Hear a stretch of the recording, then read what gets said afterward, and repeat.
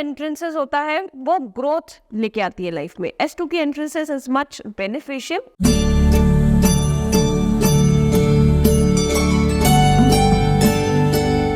सो अब हम बात करते हैं साउथ के एंट्रेंसेस की कि साउथ की एंट्रेंसेस क्या आपको सिम्टम्स दे रही हैं।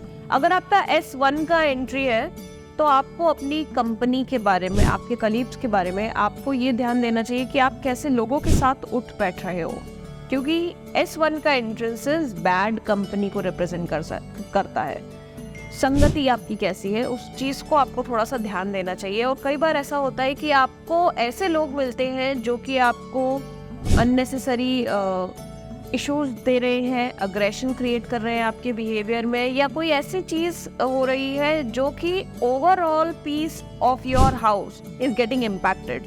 तो आपकी S1 की एंट्री आती है। S2 का जो एंट्रेंसेस होता है वो ग्रोथ लेके आती है लाइफ में। S2 की entrances is much beneficial in terms of growth orientation mindset. तो S2 की एंट्रेंसेस आपको ग्रोथ ओरिएंट बनाती है। S3 की एंट्रेंसेस बहुत ज़्यादा प्रोमिनेंटली आपको money and success, specially to those who are in MNC business में भी। अगर आपका S3 का एंट्रेंस है, आपका ब्रांड बहुत अच्छा होगा, आपका पोजीशनिंग बहुत अच्छा होगा, आपका रेपुटेशन, नेम, फेम जो हम बात करते हैं वो बहुत अच्छा होता है। S3 की एंट्रेंस आपको मनी बहुत ज़्यादा देती है, सक्सेस बहुत ज़्यादा देती है और आपका स्पेशली नाम बढ़ाती है। पैसा तो है ही, बट जिन लोगों को शिकायत रहती है कि यार पैसा तो है बट मेरा नाम उतना ज़्यादा फेमस नहीं है, देन अगर आपको फेमस होना है तो आपका S3 का एंट्रेंस होना चाहिए। S4 का एंट्रेंसेस भी फेम और मनी। सो S3 का मनी प्रोमिनेंस बहुत ज़्यादा बढ़ा देता है और S4 का फेम ज़्यादा देता है इन कंपैरिजन टू मनी। तो S4 का एंट्रेंसेस आपको नेम भी देता है और फेम तो देता ही देता है।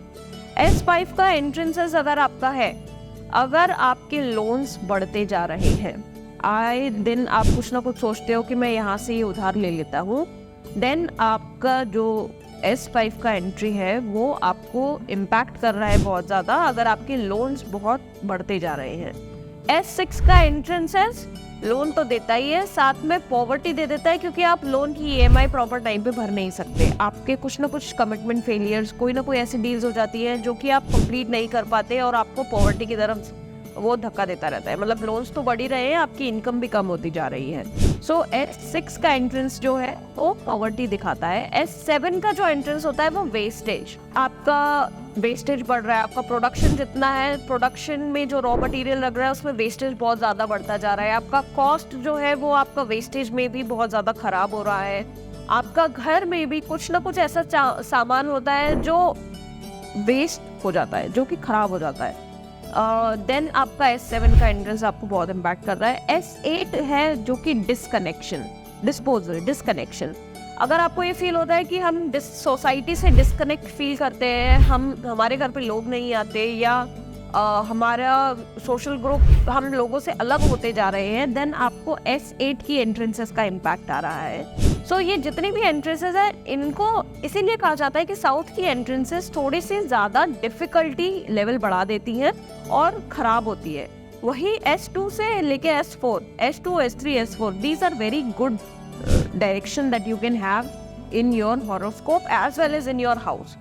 कोई भी एंट्रेंसेस हो, आपको ये चीज़ ध्यान रखनी चाहिए कि वो आपके हॉरोस्कोप के अकॉर्डिंग, आपके कर्मास के अकॉर्डिंग, आप जिस डे पे बॉर्न हुए हो, जिस समय पे आप आए हो यहाँ पर, जिस कर्म को लेके आप आए हो, वो उससे रेजोनेट कर रही है या नहीं, वो उसके लिए बेनिफिशियल है या नहीं, ये भी आपको ध्यान देने की बहुत ज़्यादा ज़रूरत है। You wanted to know more about Vastu, या आप वास्तु सीखना चाहते हैं, या आप वास्तु अपने घर का वास्तु या ऑफिस का वास्तु एनालाइज कराना चाहते हैं, then do contact on the details given below. हमारी टीम आपको कॉन्टैक्ट करेगी and we will have a proper session where you can understand कि how a Vastu can benefit you.